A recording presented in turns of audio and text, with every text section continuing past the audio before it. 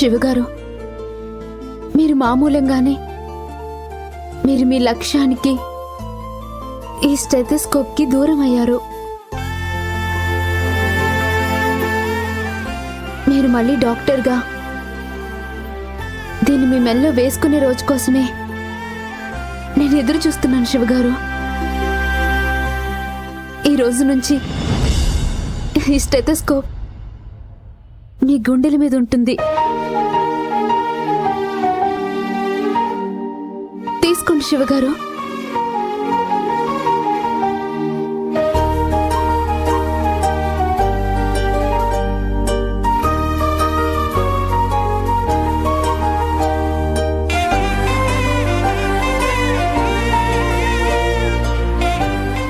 రేపటి నుండి డాక్టర్గా తిరిగి మీ జీవితం ప్రారంభం కాబోతున్నందుకు నాకు చాలా సంతోషంగా ఉంది శివగారు.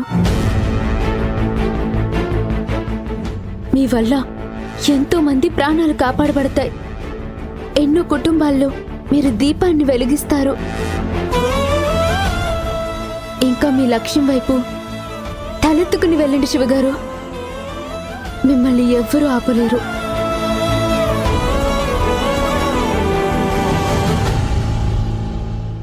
థ్యాంక్ యూ స్నేహ గారు, థ్యాంక్ యూ సో మచ్.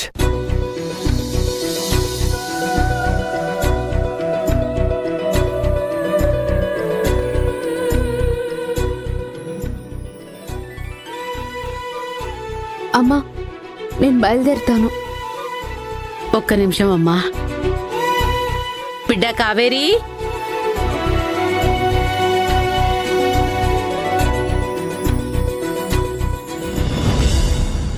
స్నేహ, నువ్వెప్పటికీ మా ఇంటి ఆడపిల్లవే. నీ మనసులో ఏ దిగులు పెట్టుకోవద్దు.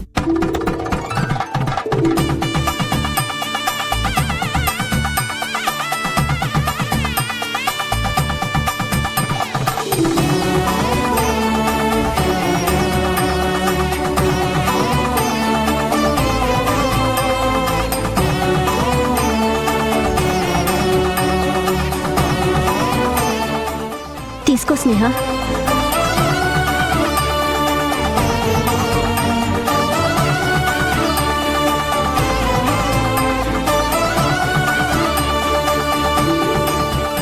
శివగారు, జీవితాంతం మీతో కలిసి నడవాలని ఆశపడ్డాను. కానీ ఇలా మీ జ్ఞాపకాలతో మాత్రమే కలిసి బ్రతికే పరిస్థితి వస్తుందని ఊహించలేకపోయాను. వెళ్ళొస్తామమ్మా, వెళ్ళొస్తాను. ఉంటామండి. పద స్నేహ.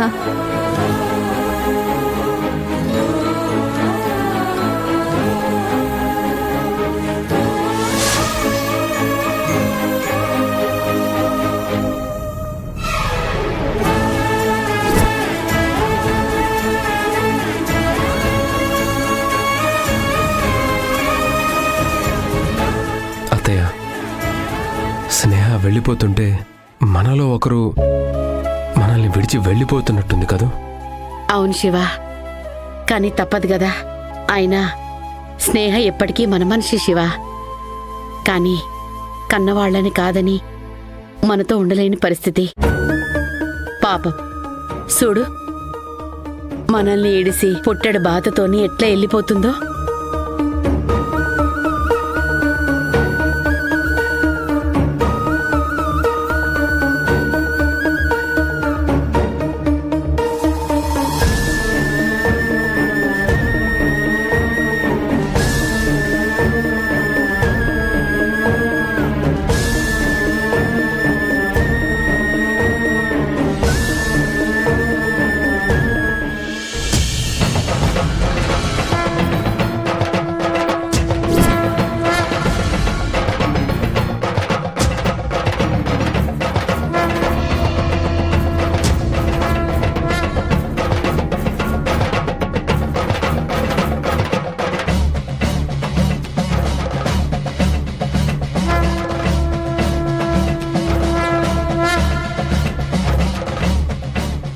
నమస్కారం సిద్ధాంతి గారు. నమస్కారం భువనేశ్వరి గారు. ఎలా ఉన్నారు? మిమ్మల్ని చూస్తేనే గుండె బరువుని మోస్తూ ఇక్కడికి వచ్చారని అర్థమవుతోంది. అవును సిద్ధాంతి గారు, కావేరి నా ఇంటి కోడలైతే చాలు, నా అర్జున్ జీవితం బావుంటుందని ముచ్చటపడ్డాను. నేను కోరుకున్నట్టు ఆ దైవం అర్జున్ కావేరిని తాళితో ఒక్కటి చేయగలిగాడు కాని 3 ముళ్ల బంధాన్ని ఒక్కటిగా కలిసి బతికే జీవితాన్ని వాళ్ళిద్దరి మధ్య లేకుండా చేశాడు. కావేరి అర్జున్ని భర్తగానే ఒప్పుకోవడం లేదు సిద్ధాంతి గారు. సిద్ధాంతి గారు, ఒక్క కావేరే కాదు, వాళ్ళ కుటుంబమే మా కుటుంబాన్ని పూర్తిగా దూరం పెట్టేశారు. అయినా అర్జున్ మాత్రం కావేరిని దూరం చేసుకోవడానికి సిద్ధంగా లేడు. ఎలాగైనా వాడి భార్యని తిరిగి తను సొంతం చేసుకోవాలని విశ్వ ప్రయత్నం చేస్తూనే ఉన్నాడు. ఎంత చేసినా ఏం చేసినా ఆ పిల్ల మనసు మారే పరిస్థితులే కనిపించడం లేదు. సిద్ధాంతి గారు, నా కోడలు నా కొడుకుని అర్థం చేసుకునే దారిని నాకు మీరే చూపించాలి స్వామి.